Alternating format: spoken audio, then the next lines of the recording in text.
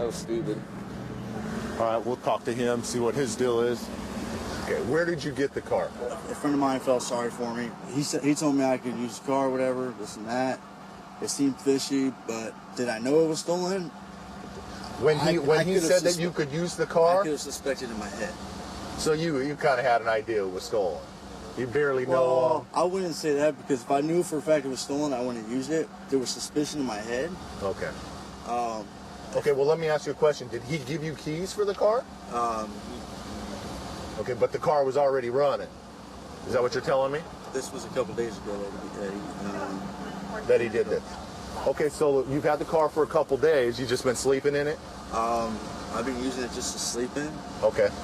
But, Okay, let me ask you a question. For 2 days, I know the engine wasn't running.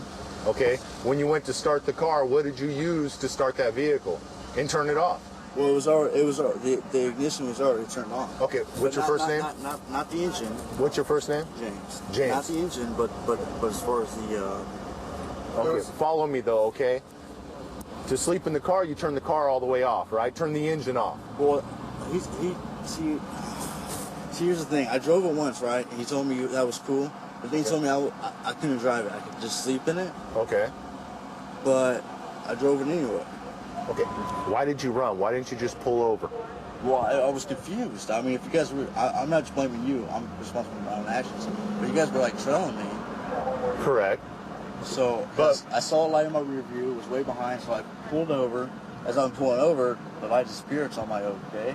So I'm like, all right, this seems fishy. Let me just drive slow and calm. And okay. There's a whole line of police cars behind me, so I'm like, oh. Okay. With their overhead lights on? No. Oh, okay, not yet.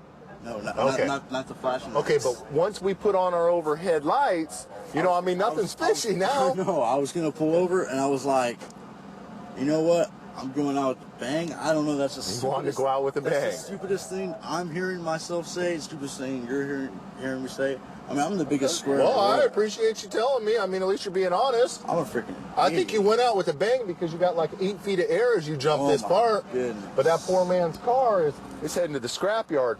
I don't know. I stole the car. I don't know how to answer that. How much time am I looking at? About 6-10 Well, I haven't looked at your record or anything, so I'm not positive, but depending on your record, I mean, you could be looking at 2 to 5, 2 to 6, 2 to 7, somewhere around there, 2 to 7 years. I already have a strike, and I also have a 1 year or 2 year enhancement for prison prior. You're probably looking at a few years, man. My guess. Mostly because you ran from the police. I have a strike, so I'll get another strike. Yeah, you seem pretty happy about that. Is there any violence? Are you happy about that or what? Hell yeah, I know how to live in prison.